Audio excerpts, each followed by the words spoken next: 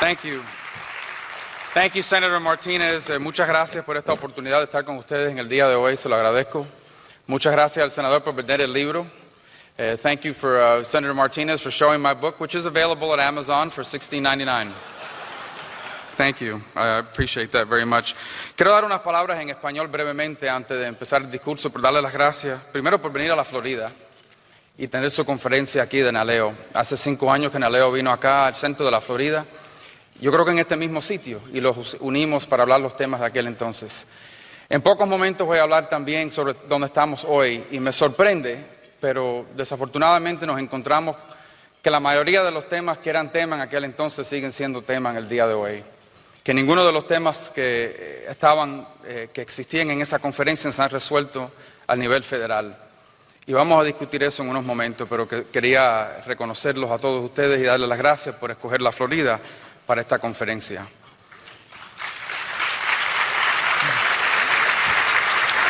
I apologize to those who don't speak Spanish. I was just telling them how I saved a bunch of money on my car insurance. Thank you. So I wanted to talk to you today, and I thought, well, one of the things that frustrates me sometimes is that when people speak to Hispanics and Latinos, they only want to talk about immigration. And the point that I make is immigration is a very important issue in the Hispanic community. But the vast majority of us do not wake up in the morning and think about immigration all day. We wake up in the morning and have the same worries, the same hopes, and the same fears as everybody else in this country. We worry about making payroll on Friday. We worry about balancing our family's budget at the end of the month. We worry about the schools that our kids go to. We worry about whether tomorrow will be better for them than it's been for us. And that's what I wanted to concentrate on here today when I came to speak to you. But I won't necessarily limit myself to that, because I think that both my head and my heart tell me that today perhaps we are as close as we've ever been to a critical turning point in the debate about immigration.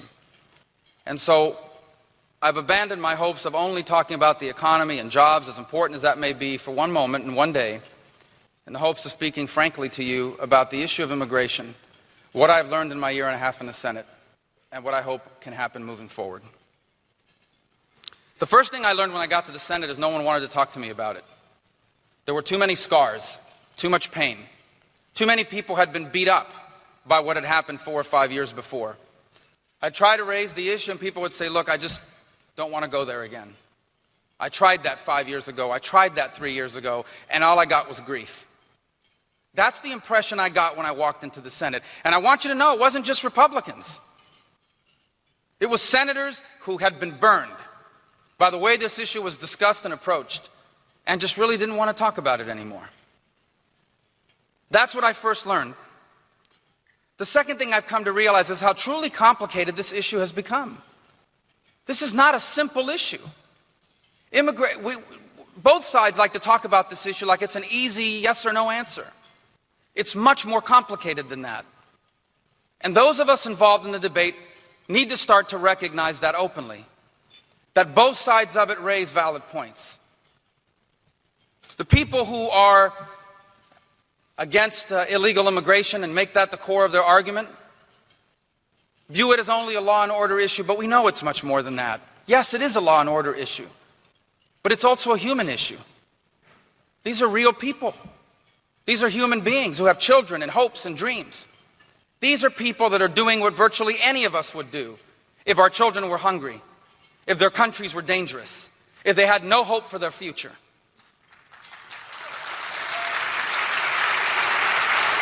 And too often in our conversation about immigration, that perspective is lost. Who among us would not do whatever it took to feed our children and to provide for them a better future? And yet the other side of the debate is equally guilty of oversimplifying it. Illegal immigration is a real problem. It is not an illegitimate problem. It is real. It has consequences. One of the great untold stories in America today is that no community understands that better than ours. It is Latinos, it is Hispanics who see the impact of illegal immigration up close and personal, both the human element of it, but also its costs and the burdens that it places on our society in places where it's uncontrolled. We also need to begin to recognize that we are an extremely generous country. 1 million people a year immigrate to the United States legally. There isn't any country in the world that comes close to that. We need to recognize that there are probably 50 million people, including many in Latin America, maybe your family members, who are waiting to come here legally. Every single day in my offices here in the Senate, I have people come in and say, my mom has been waiting, my sister has been waiting for 15 years. They've paid the fees, they've waited their turn. What's our message to them? Come illegally, it's cheaper and quicker? That's not an answer either. Last but not least, there's this notion that sometimes I feel like people are demanding their rights. The truth is, there is no right to illegally immigrate to the United States. And when we talk about illegal immigration, it's not about demanding rights. It's about appealing to the compassion of the most compassionate nation in the history of the world. Why is this issue simplified? I'll tell you right now, because it is powerful politics. It is a powerful political issue. I have seen people use it to raise money. I have seen people take the legitimate concerns about illegal immigration and turn it into panic, and turn that panic into fear and anger, and turn that anger into votes and money. I've also seen people go in the other direction. Anyone who disagrees with their ideas on illegal immigration is anti-immigrant and anti-Hispanic. That's ridiculous. It's ridiculous. Everything is about politics. I've seen it firsthand. 3 months ago, I started to work with some of my colleagues on a concept. How can we accommodate children that are in this country through no fault of their own, undocumented? And how can we do it in a way that unites us, not divides us? How can we do it in a way that honors our legacy as a nation of immigrants, but also as a nation of laws? And I proposed some specific ideas, and I publicly talked about it. The reaction from many on the left was an immediate dismissal. I saw people say on the left that I was proposing a new 3/5 compromise, hearkening back to the days when a slave was only 3/5 of a person. I was accused of supporting apartheid. I was accused of supporting a DREAM Act without a dream. Of course, a few months later, the president takes a similar idea and implements it through executive action, and now it's the greatest idea in the world. I don't care who gets the credit. I don't.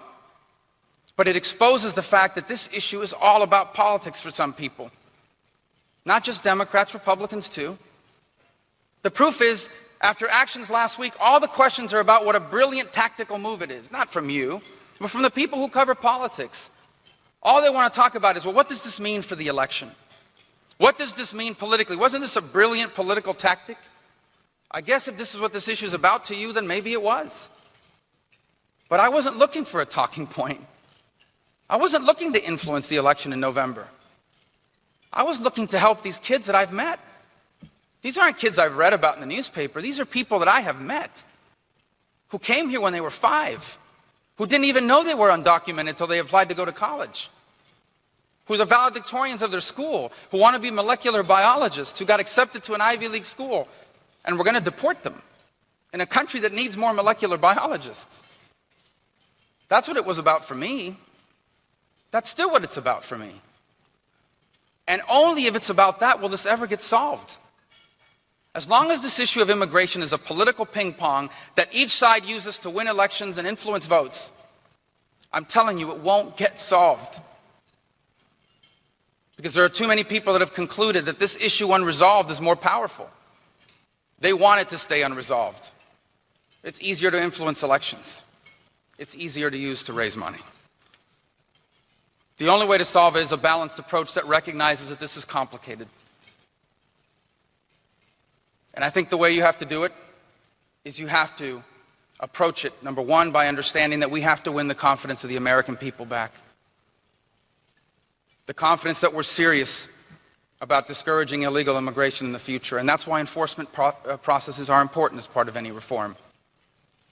But I also think we have to reform our legal immigration system. I tell people all the time, the single greatest contributor to illegal immigration is a burdensome, bureaucratic, and complicated legal immigration process.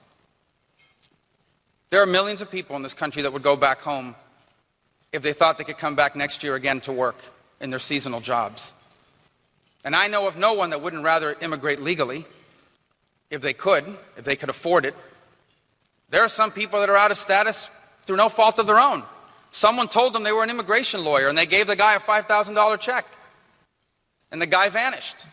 And now they're undocumented. It's complicated. If we are able to reform and modernize our legal immigration system, if we can win the confidence of the American people back, we're left with the issue of millions of people that are still undocumented. And the great question then is, well, what do you do about them? And I've talked about what you do about the kids. What about everybody else? Here's the truth, if we're honest with ourselves. We don't know yet, because it's not easy. I know we're not going to round up and deport 12 million people. I know we're not going to grant amnesty to 12 million people. And somewhere between those two ideas is the solution that will never be easy, but I promise you it will get easier to find if we have a legal immigration system that works and the confidence of the American people that we're serious about enforcing our laws. Now, some may say that's too much to ask, this balanced approach. Well, it is if it continues to be politicized. I was tempted to come here today and rip open the policies of the administration. I know in a few moments you'll hear from the president. I was tempted to come here and tell you, hey, he hasn't been here in 3 years. What a coincidence, it's an election year. I was tempted to tell you, why didn't he make this issue a priority? Well, I guess I just did tell you. But that's not the direction I want to go.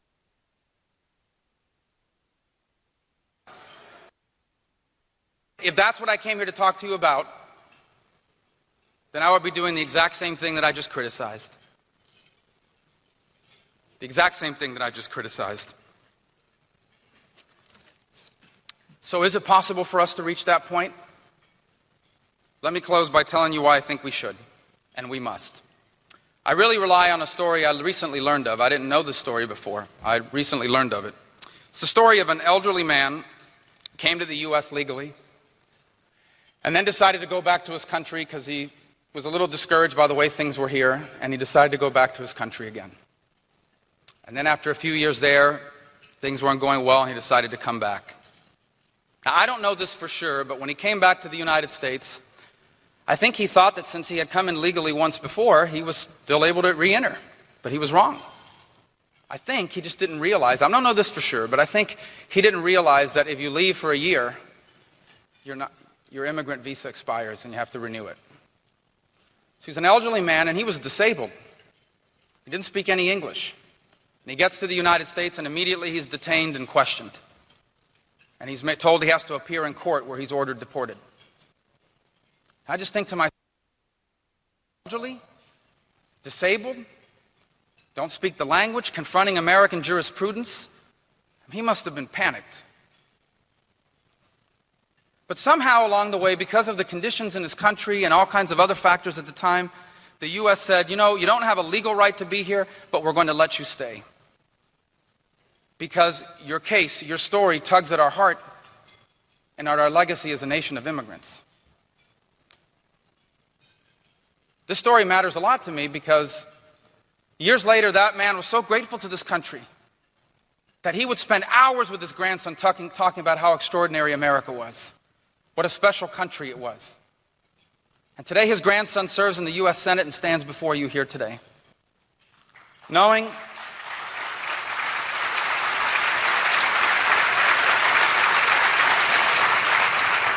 that we have in the past been a nation that's been able to balance our laws and our compassion, our desire to live in a nation of laws, but also to have a nation of immigrants. And so I close by asking you, how did we ever get to this point? How can immigration be a controversial and divisive issue in a nation of immigrants? How can a country built by people that came from everywhere else be so divided over who gets to come here now?